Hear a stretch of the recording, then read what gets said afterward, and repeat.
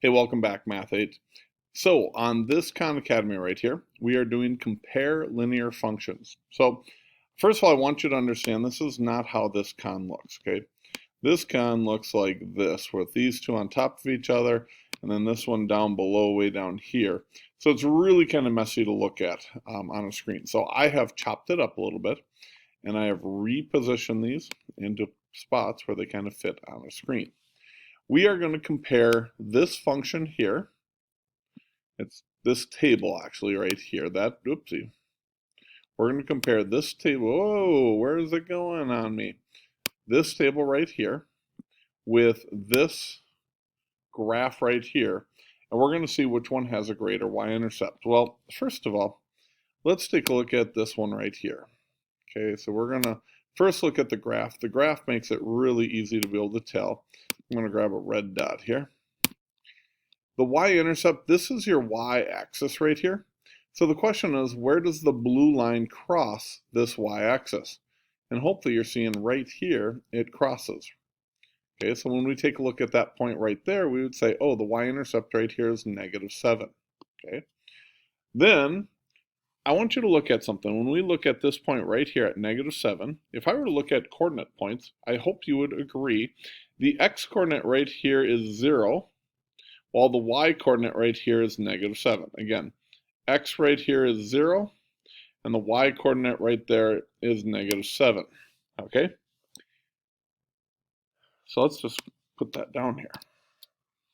0 for the x-coordinate, -7 for the y-coordinate. Okay? And we're going to compare that to up here.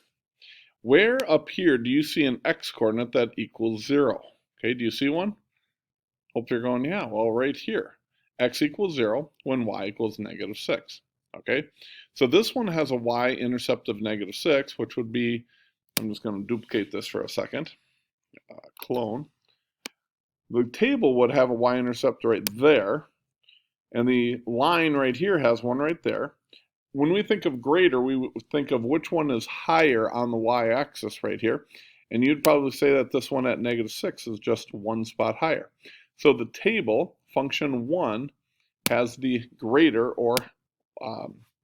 has the greater y-intercept. So let me put my answer right over there. Let me enlarge this a little bit because that's not very big. Boom. Function A's got the greater one. -7 versus, or -6 versus -7. Let's do one more of these. Okay. All right. This one, we are given an equation for this one, and function 2 has a table right here. Okay. We have to say which one has the greater slope. Now, you may remember the slope is the number that comes in front of the variable. If you're looking at this, though, you don't see a number. If you do not see a number in front of the variable, there is always a little fictitious 1 that we could drop in there. Okay, so if you don't see a number, it's always a 1 right there. So this one actually has a slope of 1 right here, which means we now have to figure out the slope of this one. And the slope, defined it from a table. You say how much is it going up, the p-value, or your y-value, in this case it's p, how much is it going up each time? And from 8 to 9.1, you might agree it went up 1.1. Excuse me. So the p-value the p-value went up 1.1, and the r value went up 1 between these two. Okay?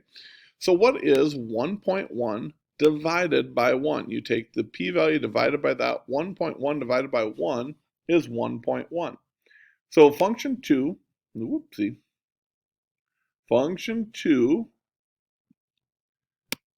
has a slope of 1.1. Function 1 has a slope of 1.